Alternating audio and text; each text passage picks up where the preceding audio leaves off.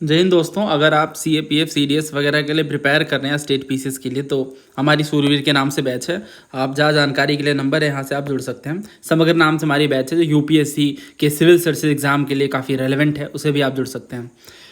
सबसे पहले हम बात करेंगे CAPF में आए हुए ज्योग्राफी के क्वेश्चंस की। कुछ क्वेश्चंस हमने डिस्कस किए थे और ये इसका फाइनल लेक्चर है। तो इसमें आप देखो, ये पहला क्वेश्चन है, बहुत शानदार क्वेश्चन है, आपको ज़रूर प्रैक्टिस करनी चाहिए। वीडियो पोस्ट करके आप अटेम्प्ट करिए। और पहला क्वेश्चन देखिए, बहुत सारे अर्बन और सब अर्बन एरियाज़ में हायर टेम्परेचर देखने को मिलता है अगल बगल के रूरल एरिया से। मान लो यहाँ पे एक अर्बन एरिया है, एक्स शहर है, इसके आसपास रूरल एरियाज़ हैं, ठीक है, रूरल एरियाज़ हैं, कंट्री साइड कहते हैं इसे। तो ये जो एरियाज़ हैं, इनके मुकाबले यहाँ पे टेम्परेचर ज़्यादा देखने को मिलता है और इसे हम अर्बन हीट आइलैंड कहते हैं। दूसरा कह रहे हैं कि अर्बन ग्रीन कवर, यानी जो शहरों में ग्रीन कवर है, फॉरेस्ट ट्रीज वगैरह कम है, इस वजह से क्या होता है। और इसके अलावा बिल्ट अप हार्ड सरफेस है, यानी कंक्रीट के सरफेस हैं, बहुत सारी बड़ी बड़ी बिल्डिंग्स हैं, ये इकलौता कारण है अर्बन हीट आइलैंड का। दोस्तों आप समझ ही सकते हो, ओनली की वजह से सेकेंड स्टेटमेंट गलत है। देखिए, जो वेजिटेशन और ग्रीन कवर में कमी है, ये एक फैक्टर है। कंक्रीट, एस्फाल्ट और भी हीट एब्जॉर्बिंग सरफेसेस होते हैं, बड़े बड़े जो बिल्डिंग्स हैं उनमें वो बहुत ज़्यादा है शहरों में, गाँव के मुकाबले। इस वजह से भी होता है कि जो हीट है वो ज़्यादा देखने को मिलती है, टेम्परेचर ज़्यादा देखने को मिलता है। इसके अलावा व्हीकल्स, इंडस्ट्रीज़, एयर कंडीशनर्स भी हीट को काफ़ी जनरेट करते हैं। इसके अलावा जो घनी बिल्डिंग्स है, डेंस बिल्डिंग्स है, इससे एयर सर्कुलेशन रिड्यूस हो जाता है और इसे कहते हैं दोस्तों अर्बन कैनियन इफेक्ट। जैसे ये बिल्डिंग है, यहाँ पर पास में बिल्डिंग है, तो एयर सर्कुलेशन बहुत कम हो गया। बट रूरल एरियाज़ में क्या है, ये घर थोड़े दूर दूर है कंपैरेटिवली, तो ये अर्बन कैनियन इफेक्ट के नाम से जाना जाता है। तो दूसरा गलत है और पहला बिल्कुल सही है। अर्बन हीट आइलैंड क्या है, एक ऐसी घटना है, एक ऐसा फिनोमेना है जिसमें अर्बन और सब अर्बन एरिया ज़्यादा वार्मर होते हैं आसपास के रूरल एरियाज़ के मुकाबले। ये क्यों होता है, वही सिटीज़ एब्जॉर्व कर लेते हैं बहुत ज़्यादा हीट को और रिटेन करके रखते हैं। Answer should be option A. Easy question है ये और NCERTs में मेंशन्ड है, अगर आप पढ़ोगे तो यहाँ पे इन्होंने बता रखा है, enclosed valleys and some forest है micro climates of their own. Micro climates क्या होते हैं, ये एक ऐसे क्लाइमेट हैं जो एक स्मॉल एरिया में लोकलाइज्ड हैं। जैसे मान लो यहाँ पे जो क्लाइमेट है वो थोड़ा डिफरेंट है आसपास के एरिया से, इनका खुद का, ये पर्टिकुलर एरिया का इनका खुद का क्लाइमेट है और इस चीज़ को माइक्रो क्लाइमेट कहते हैं, वो अलग है बाकी एरिया से। सराउंडिंग एरिया से क्यों अलग है, क्योंकि ये यूनिक पैटर्न को दिखा रहा है। टेम्परेचर थोड़ा अलग है, ह्यूमिडिटी अलग है, प्रेसिपिटेशन अलग है। जैसे जो एनक्लोज्ड वैलीज होती हैं, जो बंद वैलीज होती हैं, या कुछ ऐसे फॉरेस्ट हैं, वो खुद का माइक्रो क्लाइमेट रिप्रेजेंट करते हैं। उसी तरह से जो अर्बन हीट आइलैंड है, कुछ शहरों में हम देखते हैं कि बहुत ज़्यादा बिल्डिंग होने की वजह से और अदर कॉन्क्रीट स्ट्रक्चर्स के होने की वजह से, बहुत लिटिल वेजिटेशन होने की वजह से ये हीट को ट्रैप कर लेते हैं और बाकी एरियाज़ के मुकाबले ज़्यादा वार्मर होते हैं, है ना। आप एक एग्जाम्पल बताइएगा माइक्रो क्लाइमेट का और आप कमेंट बॉक्स में लिखिएगा। अंडमान एंड निकोबार पे अक्सर क्वेश्चन आता है, सिविल सर्विसेज 2026 में भी क्वेश्चन पूछा गया था। पहला कह रहा है 836 आइलैंड या आइलेट या रॉकी आउटक्रॉप्स आप कह सकते हो। दूसरा कह रहे हैं जो ग्रुप ऑफ आइलैंड है वो 10 डिग्री चैनल से डिवाइडेड है। तो ये डिग्री चैनल के बारे में अक्सर पूछते हैं और आपको पता होना चाहिए जो अलग अलग द्वीपों के बीच जो चैनल्स हैं वो कौन कौन से नाम से हैं। तीसरा कह रहे हैं union territories home to tribes such as Koya, Malmi, Melacheri and Amini द्वीप। और चौथा कह रहे हैं 2 मेजर पोर्ट हैं अंडमान एंड निकोबार आइलैंड में। तो इसका आंसर क्या है, तो ये मैंने PYQs इसलिए नहीं लिखे हैं, बहुत ज़्यादा क्वेश्चन हैं अंडमान एंड निकोबार पे जो पूछे आते हैं, हम अलग से कवर करते हैं। पहला कह रहा है 836 आइलैंड, ये बात बिल्कुल सही है ना, और इसमें से 38 ही इनहेबिटेड है। और दूसरा कह रहे हैं ग्रुप ऑफ आइलैंड 10 डिग्री से सेपरेट होता है, ये बात सही है दोस्तों। अंडमान और निकोबार को 10 डिग्री चैनल सेपरेट करता है, तो आंसर क्या होगा, सेकंड सही होगा। तीसरा कह रहे हैं union territories home to tribes such as Koya, Malmi, Melacheri, Amini द्वीप। नहीं, ये बात गलत है। ये जो ट्राइब्स है ना, ये लक्षद्वीप के ट्राइब्स हैं, ये अंडमान एंड निकोबार के ट्राइब्स नहीं है, लक्षद्वीप के ट्राइब्स हैं। अंडमान एंड निकोबार के ट्राइब्स आपने जरूर पढ़े होंगे, है ना, कौन कौन से हैं। अंडमान एंड निकोबार के जो ट्राइब्स हैं उनमें जारवे ट्राइब्स है ना, इसके अलावा ओंग ट्राइब्स है, ग्रेट अंडमानीज ट्राइब्स हैं, अंडमानीज ट्राइब्स हैं। सबसे ज़्यादा पूछा जाने वाला जो ट्राइब है वो सेंटिनलीज है, सोमपेन ट्राइब है, निकोबारीज हैं। तो ये कुछ ट्राइब्स हैं जो अंडमान एंड निकोबार में हैं। ठीक है, तो ये आपको ध्यान रखना है। इस पर बहुत सारे पीवाईक्यू जो ट्राइब से हम अलग से डिस्कशन करते हैं इसी वजह से, है ना। तो यहाँ पे जो कह रहे हैं कि देयर आर, हाँ ये जो कह रहे हैं कोया मालवी वगैरह, ये गलत है ना। और मैंने आपको सिखाया भी है दोस्तों, फैक्ट वाली बात है जिसमें इस तरह के जो फैक्ट्स होते हैं वो यूजुअली गलत देखने को मिलते हैं। तीसरा आप हटाओ। उसके बाद कह रहे हैं मोर देन 2 मेजर पोर्ट, नहीं ये बात गलत है। एक ही मेजर पोर्ट है, श्यामा प्रसाद मुखर्जी पोर्ट। और पोर्ट्स पे बहुत क्वेश्चन आ रहे हैं, अभी हम आगे भी देखेंगे पोर्ट्स पे क्वेश्चन पूछा गया है। और सिविल सर्विस में भी क्वेश्चन पूछा गया पोर्ट्स पे 2026 में, 2023 में, रिसेंट डेज में मेजर पोर्ट्स के बारे में क्वेश्चन पूछा जा रहा है। तो अभी हम आगे पोर्ट्स पे डिस्कस करने वाले हैं। तो श्यामा प्रसाद मुखर्जी पोर्ट है, इसे पोर्ट ब्लेयर पोर्ट के नाम से पहले जाना जाता था। तो इस वजह से ये चौथा भी गलत, answer is option B. Answer क्या है? ऑप्शन बी 1 और 2। और ये कुछ ट्राइब्स की मैंने लिस्ट लगा दी, ये आप एक बार ज़रूर पढ़ लेना, है ना। पर्टिकुलरली वल्नरेबल ट्राइबल ग्रुप्स जिसे कहते हैं PVTG, है ना, PVTG। और इसमें 75 टोटल ग्रुप्स हैं और ये स्टेट वाइज इनका डिस्कशन है। और अगर ट्राइबल ग्रुप्स में जो 75 वल्नरेबल ट्राइबल ग्रुप्स हैं इनकी पॉपुलेशन है 28 lakhs। और ये स्पेसिफिक जो हाउसिंग की बात है वो देखने को मिली थी। और सेंटर ने टारगेट करा था कि 75 जो पर्टिकुलर वल्नरेबल ट्राइबल ग्रुप्स हैं 18 स्टेट और यूटीज़ में, और इनमें से जो इनएक्सेसिबल ट्राइब्स हैं उन्हें बेसिक फैसिलिटी जैसे रोड, टेलीकॉम, इलेक्ट्रिसिटी, हाउसिंग वगैरह सेंटर प्रोवाइड करेगी। और ये इसकी पूरी लिस्टिंग है।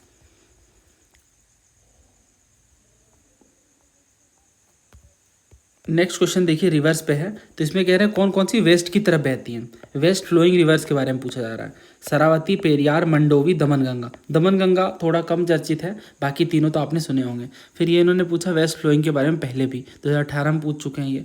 फिर ऐसे सिविल सर्विस में पहले क्वेश्चन पूछे जाते थे जिसमें वो आपसे अरेंज करने को कहते थे। बहुत सारे ऐसे सवाल हैं रिवर्स में पढ़ते हैं।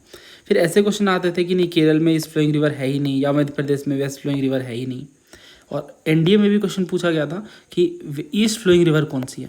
तो जब मैं आपसे कहता हूँ पीवाईक्यूज हम कैसे कवर करते हैं, तो ऐसे कवर करते हैं कि एक जो पूरा टॉपिक है उससे रिलेटेड रिवर्स के अंदर भी अगर आप ईस्ट और वेस्ट में कौन कौन सी रिवर उन्होंने पूछी है, अगर आप इसे प्रिपेयर कर लें तो डेफिनेटली फिर आपको बहुत आसानी होगी क्वेश्चन सॉल्व करने में। वो मैं अभी आपको दिखाने वाला हूँ। तो सॉल्व करते हैं एक एक करके। देखिए रिवर्स पे ना मेरे पास एक फ़ाइल है, बट उसमें वो मैं आपको शेयर कर दूंगा ईस्ट और वेस्ट फ्लोइंग रिवर्स पे, है ना। इसमें जो मेजर वाले वो आप मार्क कर लोगे ना तो ध्यान हो जाएगा ये। और वैसे भी हमने पढ़ा है रिवर्स में ये। तो क्वेश्चंस पे आते हैं पहले, फिर एक एक करके डिस्कस करते हैं। तो पहले शरावती की बात करते हैं। जो शरावती रिवर है ये वेस्ट फ्लोइंग है। ये वेस्टर्न घाट में ओरिजिन होती है कर्नाटक में, ठीक है। ये कर्नाटक में ओरिजिन होती है, कर्नाटक में ओरिजिनेट होती है शरावती रिवर। और ये जोग फॉल्स के लिए बहुत फेमस है। जोग गरसोप्पा कहते हैं ना, जोग या गरसोप्पा, जोग फॉल्स के लिए फेमस है। इंडिया का हाईएस्ट वाटरफॉल्स में से एक है। और अगर पेरियार की बात करें तो पेरियार वेस्ट फ्लोइंग है, पेरियार भी वेस्ट फ्लोइंग है ना। और ये सीवेगिरी हिल्स से निकलती है। जो मैं आपको नाम बता रहा हूँ आप एक बार लिख लेंगे ना डेफिनेटली याद हो जाएगा। ये केरला से ओरिजिनेट होती है पेरियार, ठीक है। और ये लॉन्गेस्ट रिवर है केरला की। और मुल्ला पेरियार डैम जो है ये डाइवर्ट करती है इस वाटर के पार्ट को टू तमिलनाडु। और क्यों? क्योंकि जो रिवर है वो इटसेल्फ वेस्ट फ्लोइंग ही है, तो इस वजह से। और तीसरा कह रहा है मंडोवी भी वेस्ट फ्लोइंग है, वेस्टर्न घाट से निकलती है। और गोवा की बहुत फेमस रिवर है। जब भी हम गोवा की बात करते हैं तो मंडोवी और जुआरी, ये दो नदियों की बात करते हैं, है ना। दमनगंगा भी वेस्ट फ्लोइंग है और ये वेस्टर्न घाट से निकलती है नियर नासिक। और ये महाराष्ट्र में फ्लो करती है, दादरा एंड नागर हवेली, गुजरात, इनमें फ्लो करती है। तो ये जो चारों रिवर हैं ये चारों वेस्ट फ्लोइंग हैं fortunately. So answer is option D. अब इस क्वेश्चन की अगर हम बात करें तो ये जो क्वेश्चन है इसमें कह रहा है कौन सी वेस्ट फ्लोइंग है। तो आप जानते हो नर्मदा जो है ये वेस्ट फ्लोइंग है, नर्मदा और तापी, ये दो मेजर रिवर्स हैं। इसके आप देखो कौन सी वेस्ट फ्लोइंग है, इसमें पूछा इन्होंने गोदावरी, पेरियार, तुंगभद्रा या कावेरी। तो इसका आंसर क्या है? पेरियार, है ना। अभी हमने पढ़ा तो ये आप देखो, है ना, हेल्प मिल रही है ना पीवाईक्यू से। अभी मैं सारा दिखा दूंगा आपको एक एक करके। फिर आप ये देखो, इन्होंने पूछा था किशन गंगा, वेन गंगा या पेन गंगा। तो ये मैप में आप लोकेट कर सकते हो, मैं आपको मैप शेयर करूँगा। अगर आप एक एक करके समझना चाहें तो देखिए जो किशन गंगा है ना ये झेलम की मेजर ट्रिब्यूटरी है, झेलम रिवर की ट्रिब्यूटरी है। और 250 किलोमीटर के आसपास की है, तो छोटी रिवर नहीं है, अच्छी खासी इसकी लेंथ है। और ये ओरिजिनेट होती है near Sonamarg in Jammu and Kashmir. और इसके बाद फ्लो करती है वेस्ट इनटू पाकिस्तान, जहाँ पे इनका नाम नीलम रिवर हो जाता है। ठीक है, नीलम रिवर किशन गंगा को ही कहते हैं। और ये तो आप ध्यान रखना थोड़ा, है ना, कि सबसे नॉर्थ में यही आएगी, सिंपल सी बात है। और इसके बाद कह रहे हैं गंगा, तो गंगा रिवर के बारे में दोस्तों बताने की नीड नहीं है। 2525 किलोमीटर लेंथ है और ये हिमालय से निकलती हैं और फ्लो करती हैं थ्रू इंडिया एंड बांग्लादेश और फिर बे ऑफ बंगाल में एम्प्टी हो जाती हैं। और ये भागीरथी रिवर से स्टार्ट होती है ना, फ्रॉम गंगोत्री ग्लेशियर इन गोमुख उत्तराखंड। और भागीरथी जब अलकनंदा नदी से मिलती है तो देवप्रयाग के नाम से जानी जाती हैं और फिर ये गंगा बन जाती है। देन इसके बाद कह रहे हैं वेन गंगा, और वेन गंगा जो है ये महादेव हिल से निकलती है, सतपुड़ा में, सतपुड़ा रेंज से निकलती है ना, मध्य प्रदेश में, सिवनी डिस्ट्रिक्ट से। और ये मध्य प्रदेश महाराष्ट्र वगैरह ट्रेवल करती हैं और वर्धा रिवर से ज्वाइन कर जाती हैं, वर्धा रिवर से, जिससे प्राणहिता रिवर ये फॉर्म हो जाती हैं, बन जाती हैं दोनों मिलकर। और इसके फिर गोदावरी रिवर में ये फाइनली जाकर फ्लो करती हैं। ठीक है, तो ये वेन गंगा रिवर है। और इसके बाद जो पेन गंगा है, जो पेन गंगा है ये भी अराउंड 500 किलोमीटर लंबी रिवर है और ये ना अजंता रेंज से निकलती है, औरंगाबाद मतलब महाराष्ट्र से निकलती है, बस आप इतना ध्यान रखो, समझ आ जाएगा। और ये भी जो है वो मेजर रिवर है। ठीक है, तो अगर आप इसमें देखो, पहले 1 आएगा, फिर 2 आएगा, फिर वेन गंगा आएगा, फिर पेन गंगा, है ना। तो ये आंसर है ऑप्शन ए 1 2 3 4। बाकी ये इस तरह के जो एक्सट्रीम वाले जो क्वेश्चन होते हैं ना वो गलत होते हैं। जैसे इतने एक स्टेट में इतनी सारी रिवर्स है दोस्तों, तो ये बात कैसे सच हो सकती है कि कोई ईस्ट फ्लोइंग रिवर नहीं है केरला में, या मध्य प्रदेश में कोई वेस्ट फ्लोइंग रिवर नहीं है। ठीक है, फिर ये जो क्वेश्चन है पलार, पेरियार, पेन्नार और काली नदी, तो नाम सुनने में बड़ा कन्फ्यूजन होता है। और अगर आप देखो पेरियार को तो ये बार बार पूछ रहे हैं ना, पेरियार वेस्ट फ्लोइंग रिवर है, वेस्ट फ्लोइंग ऐसे केरला में। और इसके बाद ये वेस्टर्न घाट से ओरिजिनेट होती हैं और अरेबियन सी में गिरती हैं। तो ये एनालाइज करा था हमने एनडीए 2024 का पेपर, और इसमें उन्होंने पूछा था ईस्ट फ्लोइंग रिवर कौन कौन सी है ना, पलार, पेरियार, पेन्नार और काली नदी। तो मैंने आपको बताया था कि जो पलार है और जो पेन्नार है ये दो नदियाँ ईस्ट फ्लोइंग है, और ये भी PYQ था, है ना, UPPCS का 2025 में पूछा गया है। तो पेरियार, पेन्नार, पलार, है ना, तो इसमें वेस्ट फ्लोइंग कौन कौन सी हैं ये आपको बताना था, क्योंकि अरेबियन सी में गिरती हैं, तो वही क्वेश्चन है कुल मिला करके। और अगर आप इसमें देखो तो जो पेरियार है वो अरेबियन सी में गिरती हैं और पेन्नार और पलार नहीं, है ना, तो आंसर क्या होगा 1 ओनली। तो इसमें से आप इतना ध्यान रख लो ना कि जो पेरियार है वो ईस्ट नहीं बल्कि वेस्ट फ्लोइंग है। ठीक है, ये यहाँ से आप केरला से ध्यान रखें, मतलब याद रख सकते हो डेफिनेटली, है ना। पेरियार क्या है, वेस्ट फ्लोइंग है। और पेन्नार और पलार ये मैप में मैं आपको दिखाता हूँ, तभी आपको बहुत अच्छे से याद हो जाएगा। तो ये मैप देखिए आप, है ना, ये पलार रिवर है और ये पेन्नार या पुनियार रिवर है। और यहाँ पे आप देखो तो ये दोनों ईस्ट फ्लोइंग है। ठीक है, ये दोनों ईस्ट फ्लोइंग है। और वेस्ट फ्लोइंग कौन सी है, ये रही पेरियार, है ना, ये रही पेरियार। तो ये फ़र्क है ना, बहुत नाम सिमिलर से लगते हैं ना। आप देखो ये एग्जामिनर असल में कंफ्यूज करना चाहते हैं हमें, इसलिए सिमिलर नाम वाले पल्लार, पेरियार, पेन्नार एग्जाम में वैसी घबराहट होती है, ऐसे स्टेटमेंट्स देख के या ऐसे रिवर्स के नाम देख के और घबराहट होती है। और इसी तरह से वेन गंगा, पेन गंगा, इतने सारे वो नाम से एसोसिएट करके पूछते हैं, तो हमें उसी तरीके से प्रिपेयर करना होगा, है ना। तो यहाँ पे आप देखो तो पेन्नार और पल्लार जो है ये ईस्ट फ्लोइंग रिवर है, ना कि वेस्ट फ्लोइंग। जो पेरियार है बस यही वेस्ट फ्लोइंग है या अरेबियन सी में गिरती है ना। तो यहाँ पे ये हो गए। और ये काली रिवर बेसिन है जो कि कर्नाटक में एक वेस्ट फ्लोइंग रिवर है। ठीक है, वेस्ट फ्लोइंग रिवर है। तो यहाँ पे इन्होंने कहा कौन कौन सी ईस्ट फ्लोइंग है, तो ईस्ट फ्लोइंग कौन कौन सी है, पल्लार है, पेन्नार है। जो पेरियार है वो वेस्ट फ्लोइंग है, तो ये तो होगा नहीं, काली नदी भी वेस्ट फ्लोइंग है, तो आंसर इज बी। इस क्वेश्चन की अगर हम बात करें तो यहाँ पे जो आंसर है वो क्या होगा, पल्लार, पेरियार, पेन्नार और काली नदी। अच्छा, ये तो क्वेश्चन हमने देख लिया, 1 और 3 इसका आंसर है। नेक्स्ट देखिए, इंडिया का total electricity generation last 4 years में एक इंक्रीजिंग ट्रेंड को दिखा रहा है। दूसरा कह रहे हैं जो एवरेज अवेलेबिलिटी है इलेक्ट्रिसिटी की in both rural and urban areas वो बढ़ी है लास्ट 12 ईयर्स में। अब अगर आप ऐसे क्वेश्चन को देखो जिसमें वो ट्रेंड आपसे पूछते हैं कि ट्रेंड क्या है, तो उस हिसाब से हमें सोचना पड़ता है। बट यहाँ पे कई बार क्या होता है ना, ऐसे वाले स्टेटमेंट गलत देते हैं वो, पर इस क्वेश्चन में उन्होंने गलत नहीं दिया है, तो दूसरा सही है, पहला भी सही है। तो कुछ डेटा है वो देख लेते हैं। इंडिया का जो टोटल इलेक्ट्रिसिटी जनरेशन है लास्ट 4 ईयर्स में, इसमें इंक्रीजिंग ट्रेंड देखने को मिला है। और 2022-23 में ये 1624 था, बट ये बढ़ते बढ़ते 1847 तक पहुँचा। तो ट्रेंड यहाँ पे ये बढ़ रहा है। दूसरा कह रहे हैं जो इलेक्ट्रिसिटी की अवेलेबिलिटी है वो बढ़ी है लास्ट 12 सालों में, बिल्कुल सही बात है। तो इसे आप इस तरह से सोचो ना कि इलेक्ट्रिसिटी कंजम्पशन भी तो बढ़ा है ना, तो डेफिनेटली फिर वो क्योंकि जितने डिवाइसेस हैं वो सारे इलेक्ट्रिसिटी पे बेस्ड हैं आज की डेट में, ज़्यादातर डिवाइसेस, तो इस वजह से जो दोनों स्टेटमेंट्स हैं बिल्कुल सही है। फिर आप ये क्वेश्चन देखो, पोर्ट्स के बारे में पूछा गया। पहला कह रहे हैं कि 12 मेजर पोर्ट्स हैं, और दूसरा कह रहे हैं जो मेजर पोर्ट्स है ये ministry of port shipping and waterways के अंदर आते हैं, जबकि जो नॉन मेजर पोर्ट्स है ना ये उसी स्टेट के मेरीटाइम बोर्ड्स के जुरिस्डिक्शन में आते हैं। फिर आप यहाँ पे देखो तो ये क्वेश्चन पूछा गया था CAPF 2022 में कि 4 मेजर पोर्ट है और 25 माइनर पोर्ट है। दूसरा कह रहे हैं major port ministry of port shipping and waterways के अंदर आता है, और माइनर पोर्ट जो है वो स्टेट मेरीटाइम बोर्ड के अंदर आते हैं। आप समझ गए होंगे, सेम क्वेश्चन है, बस स्टेटमेंट बदल दिया, कुछ नया नहीं किया इन्होंने। तो ये हमारी मिनिस्ट्री है ports shipping and waterways, government of India की मिनिस्ट्री। तो इनका कहना है कि 14 मेजर पोर्ट्स हैं, 14 मेजर पोर्ट्स हैं, जिसमें से 12 ऑपरेशनल हैं, 12 ऑपरेशनल हैं और 200 नॉन मेजर पोर्ट्स हैं या माइनर पोर्ट्स आप कह सकते हो। तो टोटल मेजर पोर्ट्स कितने हैं 14, ऑपरेशन में कितने हैं 12। तो यहाँ पे इन्होंने क्या पूछा है कितने ऑपरेशन में है, तो 12 मेजर पोर्ट्स ऑपरेशन में, तो आंसर पहला क्या है, सही है, पहला स्टेटमेंट सही है। और जो दूसरा कह रहा है जो मेजर पोर्ट्स हैं वो ministry of port shipping and waterways के अंदर आता है, क्या ये बात सही है।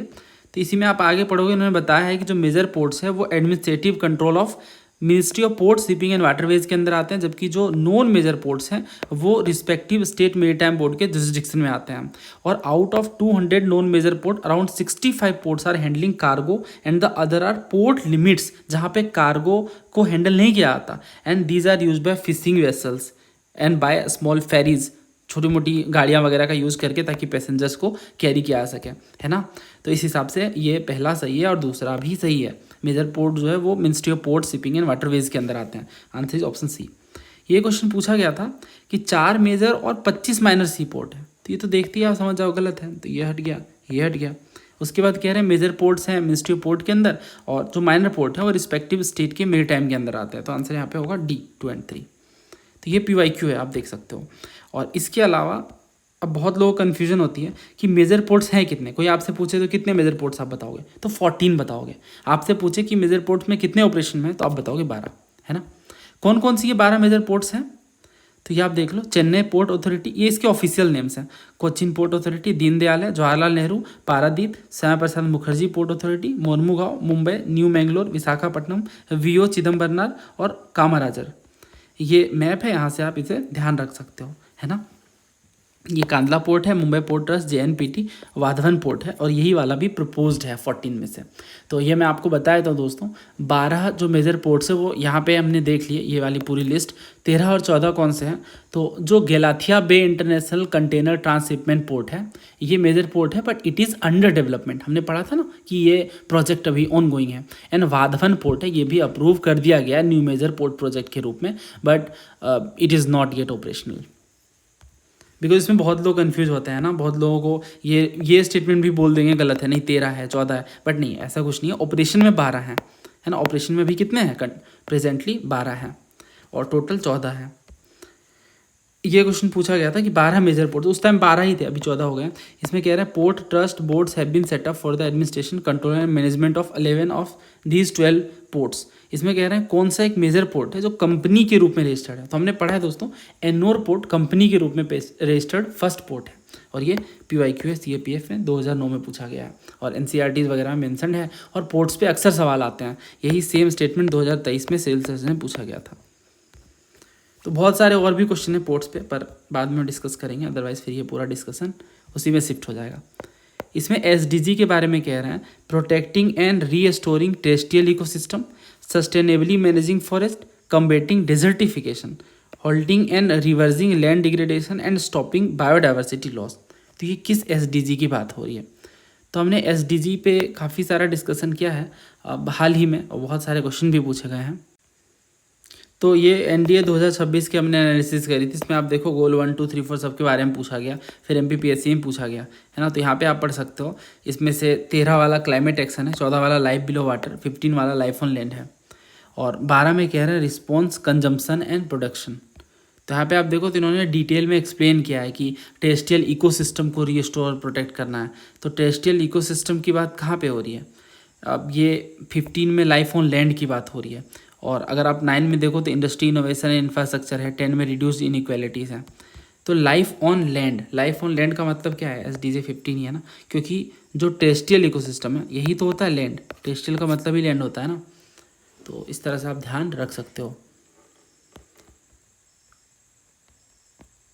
तो ये SDG आपको अच्छे से पता होना चाहिए, ये आप लिख करके याद कर लो, क्योंकि आजकल बहुत सारे क्वेश्चन डायरेक्ट पूछे जा रहे हैं SDG के ऊपर। नेक्स्ट क्वेश्चन देखिए, बायोडाइवर्सिटी कंजर्वेशन पे पूछा गया है। पहला कह रहा है in situ conservation refers to conservation of species in their natural habitat. तो जो बायोडाइवर्सिटी कंजर्वेशन है इसके बारे में हमने बहुत डिटेल में पढ़ा है, बैच में मैंने आपको बताया इन सीटू एक्स सीटू के बारे में। तो इन सीटू का मतलब क्या था? ऑन साइट, यानी जब आप किसी स्पीसीज़ को उनके नेचुरल इकोसिस्टम में प्रोटेक्ट करते हो तो वो होता है ऑन साइट, यानी इन सीटू। इन सीटू का मतलब नेचुरल हैबिटेट में प्रोटेक्ट किया जा रहा है, इन सीटू। जैसे नेशनल पार्क में जो भी जीव जंतु है वो उनके नेचुरल हैबिटेट में है। तो नेशनल पार्क हो गए, वाइल्ड लाइफ सेंचुरीज हो गए, बायोस्फीयर रिजर्व हो गए, कंजर्वेशन रिजर्व हो गए, कम्युनिटी रिजर्व हो गए, ये इन सीटू है, ये इन सीटू है। तो पहला बिल्कुल सही है। दूसरा कह रहा है nature reserves are area specifically design for wildlife conservation. तो जो नेचर रिजर्व है ना, ये वाइल्ड लाइफ कंजर्वेशन से ज़्यादा ब्रॉडर है। नेचर रिजर्व को एंटायर इकोसिस्टम को कंजर्व करने के लिए क्रिएट किया जाता है, फ्लोरा फोना हैबिटेट सब कुछ इंक्लूडेड है इसमें। तो ये केवल वाइल्ड लाइफ के लिए नहीं है। आप सोचो नेचर रिजर्व, तो नेचर में सिर्फ वाइल्ड लाइफ तो नहीं आता है, नेचर में प्लांट्स भी आते हैं, एनिमल्स भी आते हैं, हैबिटेट्स भी आते हैं, और इस वजह से ये दूसरा जो है वो गलत है। तीसरा कह रहा है कैप्टिव ब्रीडिंग इन सीटू है। कैप्टिव ब्रीडिंग क्या होता है दोस्तों? ये एनिमल को नेचुरल हैबिटेट से बाहर जब उनकी ब्रीडिंग करवाई जाती है तो वो होता है कैप्टिव ब्रीडिंग। तो ये इन सीटू कैसे हो सकता है? ये तो एक्स सीटू हुआ ना। जू हो, एक्वेरिया हो या ब्रीडिंग सेंटर हो, ये सब कुछ एक्स सीटू हैं। जू का मतलब क्या होता है? जू का मतलब ये होता है कि कहीं दूसरे जगह से एनिमल लाए गए हैं, है ना। तो इस हिसाब से तीसरा भी जो है वो गलत है, तीसरा भी ये गलत है। तो आंसर क्या होगा? A1 only. फिर ऐसे क्वेश्चन बहुत पूछे जाते हैं कि कौन सा इन सीटू का मेथड नहीं है? Biosphere reserve, botanical garden, national park या वाइल्ड लाइफ सेंचुरी? ध्यान से सोचो आप, इसका आंसर क्या होगा? इसका आंसर होगा बॉटेनिकल गार्डन। बाकी biosphere reserve, national park, wild life sanctuary ये तीनों तो पार्ट है इन सीटू का, बट बॉटेनिकल गार्डन तो एक्स सीटू कंजर्वेशन है। और जो बायोस्फीयर रिजर्व है, जैसे मान लो नीलगिरी बायोस्फीयर रिजर्व, तो उनमें एनिमल प्लांट्स जो भी होंगे उनके नेचुरल हैबिटेट में पूरा इकोसिस्टम रहेगा, तो इस वजह से एनसीटू का पार्ट है। बाकी बहुत आसान सी चीज़ है ये, तो बहुत सारे क्वेश्चन हमने पहले सॉल्व किए हैं इस पर। जैसे ये यूपीपीसीएस में पूछा गया कि नेशनल पार्क में जेनेटिक डाइवर्सिटी किस चीज़ से मेंटेन होती है? तो जेनेटिक डाइवर्सिटी इन सीटू से मेंटेन होती है, ना कि एक्स सीटू से। नेशनल पार्क क्या है? इन सीटू कंजर्वेशन है। फिर इन्होंने पूछा कौन सा इन सीटू कंजर्वेशन नहीं है? Wild life sanctuary, botanical garden, biosphere reserve, national park. तो ये सेम PYQ पूछ लिया गया सिविल सर्विसेज का, है ना। सिविल सर्विसेज 2011 में भी सेम क्वेश्चन पूछा गया है, जो जियो साइंटिस्ट में पूछा गया। नेक्स्ट क्वेश्चन आप देखिए, यूट्रोफिकेशन के ऊपर है। इसमें कह रहे हैं यूट्रोफिकेशन यंग लेक्स में देखने को मिलता है जब वाटर कोल्ड और क्लियर होता है। दूसरा कह रहे हैं न्यूट्रिएंट एनरिचमेंट को कॉज करता है इन वाटर बॉडीज। दोस्तों यूट्रोफिकेशन पे पहले बहुत सारे सवाल आए हैं, यूपीपीसीएस में आया, JKPSC में आया, कई बार पूछा गया। हमने बैच में बहुत डिटेल में डिस्कस किया यूट्रोफिकेशन को। तो ये क्वेश्चंस जो वैसे वाले होते हैं जो आपके ठीक होने चाहिए, तो इनमें अगर गड़बड़ हो गई तो फिर बहुत मुश्किल है कट ऑफ क्लियर करना। तो अगर आप इसकी बात करें तो पहला कह रहे हैं कि ये यंग लेक्स में होता है वाटर क्लियर हो, ये तो देखते ही समझ आ जाना चाहिए, गलत है। यंग लेक्स तो ओलिगोट्रॉफिक होते हैं। मैं वो टर्म्स भी यूज़ करूँगा जो आपको एग्जाम में लिखने, मेंस में लिखना है, और जो प्री के क्वेश्चंस में होते हैं। यानी कोल्ड एंड क्लियर वाटर होते हैं, लो न्यूट्रिएंट कंटेंट होता है, हाई डिजॉल्व्ड ऑक्सीजन होते हैं। बट जो यूट्रोफिकेशन है ना, ये यूट्रॉफिक लेक्स में देखने को मिलते हैं। यूट्रॉफिक का मतलब ही होता है ओल्डर। तो यूट्रोफिकेशन जो प्रोसेस है वो यूट्रॉफिक लेक्स यानी पुराने लेक्स में देखने को मिलता है। क्यों? क्योंकि यहाँ पे जो न्यूट्रिएंट्स है वो जमा हो गए हैं, एक्यूमुलेट हो गए हैं ओवर टाइम, या फिर कई बार ह्यूमन एक्टिविटीज़ की वजह से। तो जो यंग लेक होते हैं ना वो ओलिगोट्रॉफिक होते हैं, और यानी ओलिगोट्रॉफिक मतलब कोल्ड एंड क्लियर वाटर होता है इनका, लो न्यूट्रिएंट कंटेंट होता है। डिजोल्ड ऑक्सीजन ज़्यादा होता है। बट ओल्ड लेक में वो यूट्रोफिक हो जाते हैं, इस वजह से उनमें नाइट्रोजन, फॉस्फोरस, कई बार फर्टिलाइजर रन ऑफ आता है बह के कहीं से, डोमेस्टिक सीवेज जमा हो जाती है, डिटर्जेंट, कई सारी चीज़ें आ जाती हैं। इस वजह से क्या होता है, वो यूट्रोफिकेशन हो जाती है पुराने लेक्स में। और इसके बाद क्या होता है कि एल्गल ब्लूम्स देखने को मिलते हैं, लाइट पेनिट्रेशन कम हो जाता है क्योंकि यहाँ तो न्यूट्रिएंट्स कचरा जमा हुआ है, ऑक्सीजन डिप्लीशन हो जाता है जिसे हाइपोक्सिया की कंडीशन कहते हैं, और फिश वगैरह मर जाते हैं, है ना। तो ये सारी चीज़ें, तो यहाँ पे आंसर क्या होगा, पहला गलत है और दूसरा बिल्कुल सही है, न्यूट्रिएंट एनरिचमेंट के कारण होता है। बाकी कुछ क्वेश्चंस और हैं वो भी देख लेते हैं, ये यूपीपीसीएस में पूछा गया है। कह रहे हैं न्यूट्रिएंट एनरिचमेंट होता है, ये बिल्कुल सही बात है। ऑक्सीजन को ख़त्म कर देता है, ये भी सही है। आंसर क्या होगा, सी। इसे कह रहे हैं यूट्रोफिकेशन का क्या मतलब है, तो ये नेचुरल एजिंग है लेक की, मतलब ओल्डर लेक्स में देखने को मिलता है। यूट्रोफिकेशन का मतलब ही वही है, क्यों, क्योंकि न्यूट्रिएंट्स एनरिचमेंट हो गई। फिर आप यहाँ पे देखो, सारे ये आप पढ़ लेना है ना किस पेपर में, सारा मैंने लिख दिया। यूट्रोफिकेशन के बारे में कह रहे हैं एंथ्रोपोजेनिक प्रोसेस है और नेचुरली नहीं होता। नहीं, ऐसा नहीं दोस्तों, नेचुरली भी होता है कई बार, कई केसेस में, है ना। दूसरा कह रहे हैं नाइट्रेट और फॉस्फेट मेन कॉन्टामिनेंट है यूट्रोफिकेशन का, ये बात सही है। तो आंसर क्या होगा, बी। फिर आप देखो अगला क्वेश्चन, इसमें कह रहे हैं कि जो अर्थ कि किस रीजन में ओजोन होल मेजरली देखने को मिलते हैं स्ट्रेटोस्फेयर में। तो ये आप देखो सिविल सर्विस 2011 में पूछा गया था कि जो ओजोन होल का फॉर्मेशन है वो अंटार्कटिक रीजन में देखने को मिलता है और वो कोज ऑफ कंसर्न है, तो इसकी क्या वजह हो सकती है, ये आपसे पूछा गया है। तो इसमें जो ऑप्शन से उम्मीद आपने पढ़े हैं, आंसर इसका बी होगा, presence of prominent polar front end stratospheric clouds and inflow of chlorofluorocarbons. दोस्तों अंटार्कटिक ओजोन होल क्यों फॉर्म होता है, अंटार्कटिका वाले रीजन में ओजोन होल ज़्यादा फॉर्म होता है क्योंकि एक एक्सट्रीमली कोल्ड टेम्परेचर और क्लोरोफ्लोरोकार्बन ये दोनों रिएक्ट करते हैं, एक्सट्रीमली कोल्ड टेम्परेचर और इसके अलावा CFCs यानी क्लोरोफ्लोरोकार्बन का कॉम्बिनेशन होता है। और ये जो प्रोसेस कैसे फॉलो होता है, तो पोलर वोर्टेक्स या पोलर फ्रंट के नाम से जाना जाता है। ये अंटार्कटिक में बनता है विंटर्स के टाइम पे। विंटर में क्या होता है असल में, स्ट्रॉन्ग सर्कम पोलर विंड्स होती हैं जो अंटार्कटिक वाले रीजन के स्ट्रेटोस्फेयर में आइसोलेट होती हैं और इससे बहुत ही कोल्ड स्टेबल एयर मास बन जाता है। तो इस वजह से जो टेम्परेचर है -78 डिग्री सेल्सियस तक चला जाता है और ये जो क्लाउड्स हैं इन्हें सरफेस मिल जाता है केमिकल रिएक्शन के लिए। समझ गया ना। तो क्या हुआ, बहुत सिंपल सी बात है, विंटर में क्या हुआ, बहुत सारे जो विंड्स है वो आइसोलेट हो गए और इसके बाद एक बहुत ही कोल्ड स्टेबल एयर मास बन गया, ठंडा है वो और एक जगह पे स्टेबल है। तो इस वजह से क्या हो रहा है कि जो टेम्परेचर है बहुत ज़्यादा नीचे चले जा रहे हैं और इससे PSC डेवलप हो जा रहा है। PSC का मतलब है polar stratospheric clouds, polar stratospheric clouds, यानी इसमें क्या हो रहा है, ये जो क्लाउड्स बन रहे हैं वो सरफेस प्रोवाइड कर रहे हैं केमिकल रिएक्शन के लिए। ये जो क्लाउड्स बन रहे हैं उसमें बहुत अच्छा सरफेस मिल जा रहा है केमिकल रिएक्शन होने के लिए और CFCs रिलीज कर दे रहे हैं क्लोरीन कंपाउंड को। और फिर इसके बाद क्या हो रहा है, जो PSC है यानी जो पोलर स्ट्रेटोस्फेरिक क्लाउड है, ये जो बादल हैं, इसमें इनके सरफेस में जो क्लोरीन कंपाउंड्स इनएक्टिव रह गए वो बदल जा रहे हैं हाईली रिएक्टिव क्लोरीन में और इसके बाद ये ओजोन लेयर को डिप्लीट कर रहे हैं। तो ये पूरी प्रोसेस है।